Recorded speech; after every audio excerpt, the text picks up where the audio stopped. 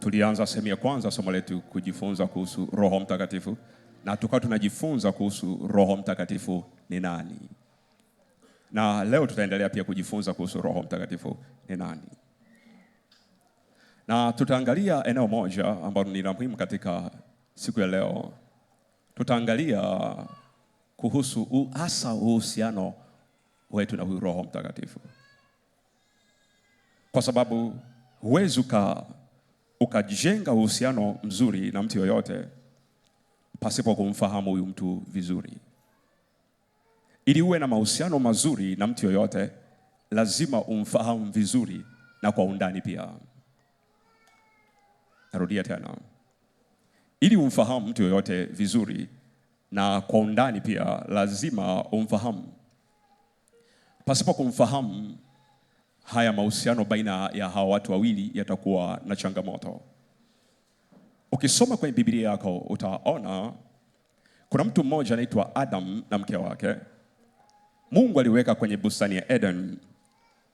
Alipowaweka kwenye bustani ya Eden, ukisoma kwenye Biblia yako, wa kwanza kuingia kwenye ile bustani alikuwa ni Adam. Baada ya Mungu kufanya kila kitu, akamuumba Adam, akamuumba mwanadamu. Kwa Adam alitangulia kuingia kwenye bustani kabla ya mke wake. Na Mungu alikuwa anatembelea ile bustani mara kwa mara, kwa anawatembelea hawa wanadamu. Kwa maana yake katika bustani ile Mungu alikuwa na mahusiano na huyu Adam. Lakini kuna kitu kimoja kilitokea katika ile bustani. Mungu akaona si vyema huyu mtu awe peke yake, akamfanyia msaidizi ambaye ni Eva. Tazama hicho kitu. Mungu akamfanyia msaidizi ambaye ni Eva. Lakini huyu Eva, ngoja tusome kwenye Biblia katika kitabu cha Mwanzo ili kuonyesha kitu. Kitabu cha Mwanzo sura ya 2. Tutaenda taratibu tu darasa ili tuweze kuelewa. Kwa ili kuonyesha hapa katika kitabu cha Mwanzo sura ya 2. Tunaweza tukaanzia mstari wa 10. Neno la Bwana linasema, ukatoka katika Edeni wa kuitilia bustani maji ule mto, na kutokea hapo kagawanyika kuwa vichwa 4. Mstari wa 11. Jina la wa kwanza ni Pishoni, unaozunguka nchi yote ya Havira, ambako kuna dhahabu. Na dhahabu ya nchi ile ni njema. Huko kuna bedola na vito vya shohamu. Na jina la mto wa pili ni Gihon, ndio unaozunguka nchi yote ya Kushi. Mstari wa 14. Na jina la mto wa tatu ni Hedikeli, ndio unaopita mbele ya Ashuru. Na mto wa 4 ni Frati. Mstari wa 15. Bwana akamtoa huyo mtu, akamweka katika bustani ya Eden ailime na kuitunza. Kwa maana yake Bwana akamchukua huyo mtu, akamtoa huyo mtu, akamweka katika ile bustani ili ailime na kuitunza huyo mtu. Anaendelea sasa mstari wa 16. Bwana Mungu akamwagiza huyo mtu. Tazama Biblia inachosema hapa. Tazama Biblia inachosema hapa. Bwana Mungu akamwagiza huyo mtu mmoja. Sio kama unasoma Biblia unaweza kuelewa hiki kitu au ulishawahi kuona hiki kitu. Mungu hakuagiza watu wawili. Alimwagiza mtu mmoja. Ndio maana Biblia inasema Bwana Mungu akamwagiza huyo mtu akisema, matunda ya kila mti wa bustani waweza kula. Anamwambia huyo mtu ni nani? Adam peke yake, mke wake hayupo. Kwa aliyepewa maagizo sio Eva. Aliyepewa maagizo ni huyo mtu mmoja. Sio naweza kuelewa hicho kitu. Haleluya, haleluya. Kwa naweza kuelewa hicho kitu, afu utaweza kuona hapa. Bwana Mungu akamwagiza huyo mtu akisema, matunda kila mti wa bustani waweza kula. Sasa tazama hiki kitu hapa. Mungu anasema matunda ya kila mti wa bustani waweza kula. Mungu ametamka neno moja tu hapa, waweza kula. Hajaongeza kitu kingine. Sio naweza kuelewa. Tazama anachosema, matunda ya mti wa bustani waweza kula. Mstari wa 17. Watu waangalie mstari wa 17. Walakini matunda ya mti wa ujuzi wa mema na mabaya usile. Mungu anasema tena neno moja tu, usile. Sio Pastor God, unaona hicho kitu? Mungu amesema neno hili usile, hakusema kitu kingine chochote. Nisikilize kwa makini uweze kuelewa hiki kitu. Walakini matunda ya mti wa ujuzi wa mema na mabaya usile, kwa maana siku utakapokula matunda ya mti huo utakufa. Huyu ni mtu mmoja anaambiwa Adam, mke wake hayupo. Kwa maana kipindi Mungu anatoa maelekezo kwenye ile bustani kwamba miti hii ipe majina, wanyama hawape majina, mke wake hakuwepo. Kwa ninaamini Biblia inavyotuelekeza, yaweza kuwa Adam alikuwa anawapa majina wale wanyama na ile miti, mke wake hakuwepo. Adam anapewa maagizo kutoka kwa Mungu, mke wake hakuwepo. Na Mungu anaenda direct kabisa kwa Adam. Amesema Mungu akamwagiza huyo mtu mmoja. Sasa tazama sasa hapa. Akaambiwa matunda yote ya miti ya bustani waweza kula, lakini matunda ya mti wa ujuzi wa mema na mabaya usile. Mungu amesema neno moja. Amesemaje? Amesemaje? Okay, that's good.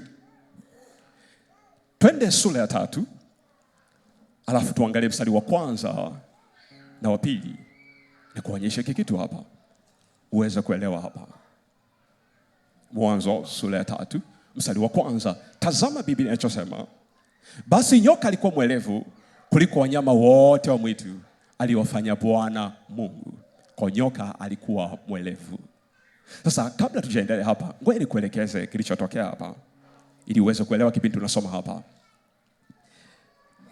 Mungu akaona katika mstari wa 18, sura ya 2, Mwanzo sura ya 2 mstari wa 18, Mungu akaona si vyema huyu mtu awe peke yake. Sasa mstari wa 16 tunaona Adam anapewa maagizo. Lakini mstari wa 18 tunaona mtu mwingine anaingizwa ndani ya bustani. Sio, unaweza kuelewa hicho kitu? Aliyepewa maagizo ni Adam, mke wake hayupo. Tunaona mstari wa 16, kwa sababu ukiwa unasoma Biblia yako usio unasoma kwa haraka ili uimalize. No. Soma Biblia yako taratibu, hatua kwa hatua, na kujiuliza maswali pia. Kwa sababu hapa tunaona mstari wa 16 maagizo yanatoka kwa huyo mtu. Lakini mstari wa 18 tunaona jambo jingine linatokea. Weka mstari wa 18. Bwana Mungu akasema, si vyema huyo mtu awe peke yake, nitamfanyia msaidizi wa kufanana na yeye. Sasa Mungu akaona si vyema huyu mtu katika bustani awe peke yake. Kwa nitakachofanya nini? Ni kumuongezea mtu mwingine. Na alichofanya nini? Ni kumchukua ubavu wa Adam. Mungu alichofanya, alienda kwa Adam, nadhani alipiga power tu. And then Adam he fall down under the power. Ndio maana wakati mwingine tunapokuwa tunaomba Roho Mtakatifu anashuka, we just fall.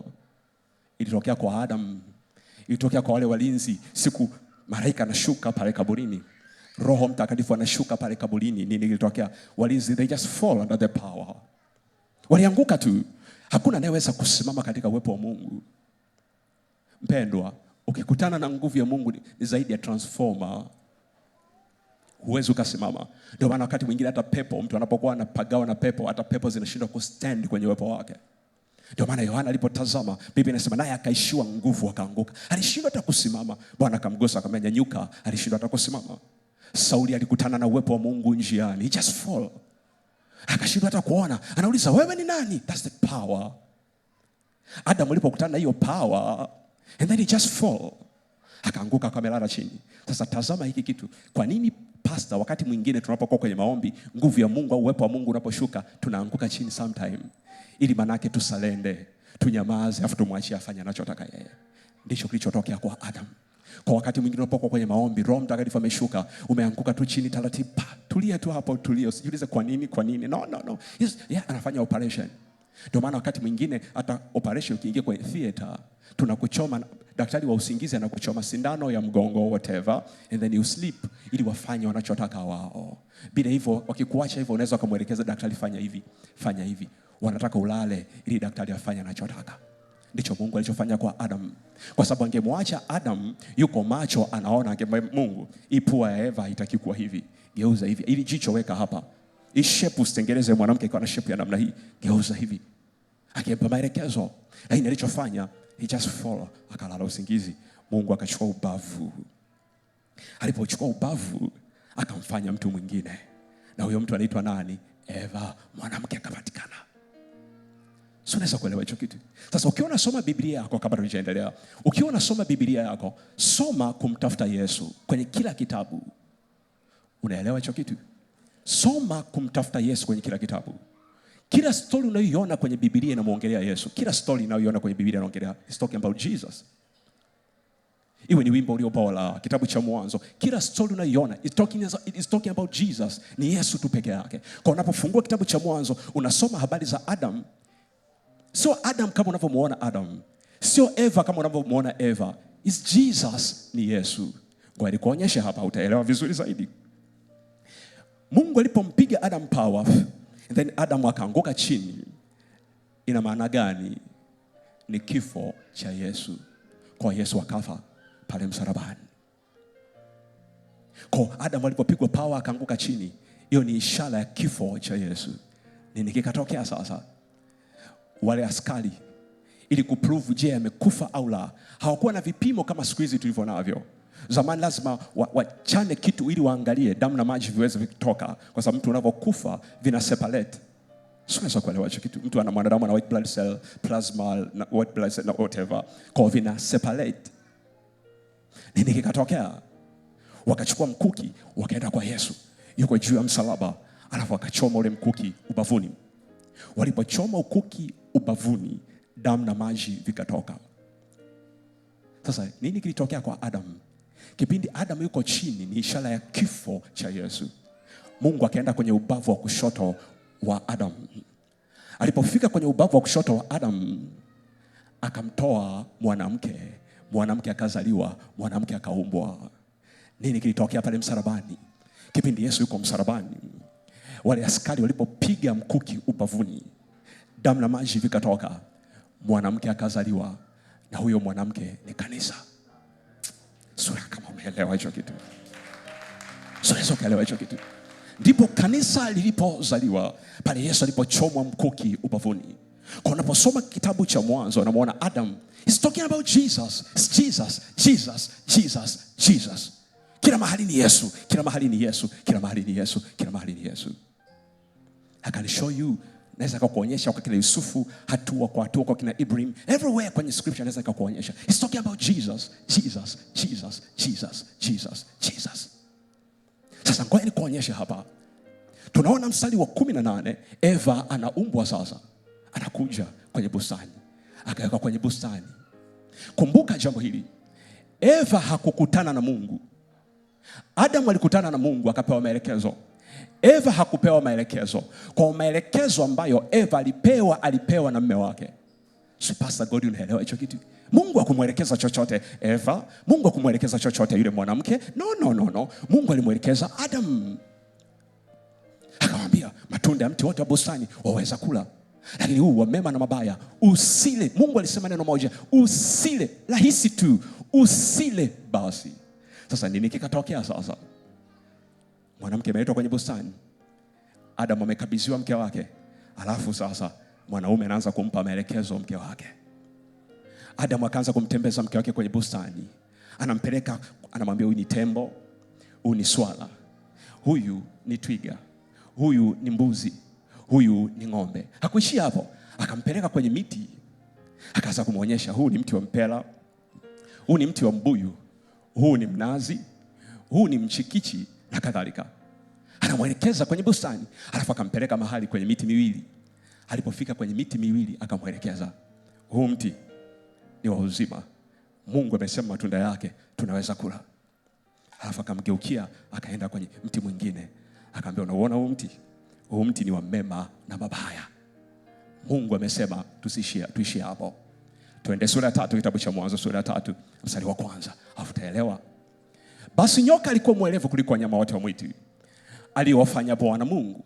Akamwambia mwanamke, ati hivi ndivyo alivyosema Mungu, msile matunda ya miti yote ya bustani? Tazama nyoka alivyokuja, ametumia neno, amesema msile. Alipokosea tu, msile matunda yote, lakini alienda direct kama Mungu alivyosema msile, kwa sababu Mungu alisema msile. Sasa tuende mstari wa 2. Kitabu cha Mwanzo sura ya 3 mstari wa 2. Mwanamke akamwambia. Sasa mwanamke anakuja kumwambia nyoka namna anavyoelewa, namna alivyoelekezwa na mume wake. Unaweza kuelewa hicho kitu? Si alivyoelekezwa na Mungu. No. Alivyoelekezwa na mume wake. Tazama Biblia inachosema. Mwanamke akamwambia nyoka, matunda ya mti wa bustanini twaweza kula. Amepatia. Ndivyo Mungu alivyoongea. Kwamba matunda ya miti ya bustani twaweza kula. Mungu ameturuhusu. Mstari wa 4. Lakini matunda ya mti ulio katikati ya bustani Mungu amesema, amemkoti Mungu kutoka kwa mume wake. Mungu amesema msiyale wala msiyaguse msije mkafa. Mungu alisema wasile, hakusema wasiguse. Unaweza kuelewa hicho kitu? Unakumbuka tumesoma kitabu cha Mwanzo sura ya 2 mstari wa 16. Tumeona jinsi Mungu alivyosema. Mungu alisema msile, neno moja tu. Lakini huyu mwanamke anaulizwa na Mungu, je, Mungu alisemaje kwamba matunda ya miti yote ya bustani msile? Anamwambia Mungu ametuambia hivi. Tazama hapa mstari wa Mwanzo sura ya 2 mstari wa 17. Rudi kwenye Mwanzo wa 2 sura ya 17, tutarudi mstari wa 4. Walakini matunda ya mti wa ujuzi wa mema na mabaya usile. Mungu amesema usile. Tazama hiyo kitabu cha Mwanzo sura ya 2 mstari wa 17. Mungu amesema usile, kwa maana siku utakapokula matunda ya mti huo hakika utakufa. Twende sura ya 3. Alafu tuone mwanamke anajaribiwa sasa. Twende mstari wa 3. Tazama mwanamke anachojibu. Lakini matunda ya mti ulio katikati ya bustani Mungu amesema msiyale wala msiguse msije mkafa. Sasa anasema msile wala msiguse. Sasa hii msiguse alitoa wapi? Kwa mume wake. Na kwa nini Adam alimwambia mke wake wala usiguse? Kwa nini? Adam alichokuwa anataka ni kuingiza hofu ya dhambi ndani ya moyo wa mke wake. Alifikiri akimwambia usiguse, Adam ataogopa, mke wake ataogopa. Na hicho ndicho ambacho sisi kinatutokea. Ukisoma kwenye Biblia yako kuna vitu viwili. Kwa nisema kwa Kiingereza afuta tafasiri kwa Kiswahili. Kuna the fear of God Pastor Isaki and the fear of sin, vitu viwili tofauti. Kuna the fear of God and the fear of sin. Kuna hofu ya Mungu na hofu ya dhambi. Sasa Adam alipokuwa anamwambia usiguse wala usiguse, maana yake alichokuwa anajaribu ni kuweka hofu ya dhambi ndani ya moyo wa mke wake. Hapo ndipo kosa lilipoanzia. Na hicho ndio hata sisi tunajaribu kufanya. Nadhani hata sisi kipindi kwa Sunday School Pastor tulikuwa tunafundishwa dhambi hii usifanye. Na wakati mwingine mwalimu akana tuwekea hata hofu kidogo ili tusifanye. Lakini nilivyokuwa najitahidi kutuwekea hofu ya dhambi tusifanye, ndivyo tulivyokuwa tunafanya. Unaweza kuelewa hicho kitu? Mpendwa, hauhitaji hofu ya dhambi uishinde dhambi. Unahitaji hofu ya Mungu uishinde dhambi. Kwa Adam alimfundisha mke wake kuhusu dhambi zaidi kuliko kumjua Mungu zaidi. The fear of God, hofu ya Mungu, maana yake Biblia Kiswahili imetumia neno kumcha Bwana. Kumcha Bwana. The fear of God ni kumcha Bwana. Kumcha Bwana maana yake ni kumheshimu Bwana, kumjua Bwana. Unaweza kuelewa hicho kitu? Kwa maana yake ni nini sasa? Tunachohitaji ni kumjua yeye. Unaweza kuelewa hicho kitu? Kwa unachotakiwa kuwekeza kwenye maisha yako ni hiki. Wekeza nguvu yako katika kumjua yeye kila siku. Hofu ya Mungu inazalishwa pale unapomjua yeye. Unaweza kukutana na mtu mkubwa na usimheshimu kwa sababu humjui. Lakini ukijua mamlaka alionayo na cheo chake alichonacho, unaweza kupiga magoti kumwambia baba shikamoo. Unaweza kuelewa hicho kitu? Kwenye ofisi fulani, kwa nichukue majina ambayo sio halisi. Kwenye ofisi fulani, tuseme labda mkurugenzi au director wa ile ofisi akae labda hapa reception. Alafu anakuja kijana mwingine labda mfano, anamkuta yule boss au director au whatever au mkurugenzi. Alafu anamuuliza fulani yupo? Ndio. Anamwambia blaza habari. Yule director anakia safi. Fulani yupo? Yuko ndani. Anaingia ndani, anamkuta yule fulani. Fulani anamuuliza umemkuta director wangu pale amekaa? Akasema director wako? Sijamkuta, nimemkuta blaza fulani amekaa. Ngoja tukaangalie. Wanaenda kuangalia, wanamkuta director amekaa. Huyo ndio director wetu. Ndio yeye. Shikamoo director, shikamoo director. Hakuonesha heshima kwa sababu alikuwa mjui director.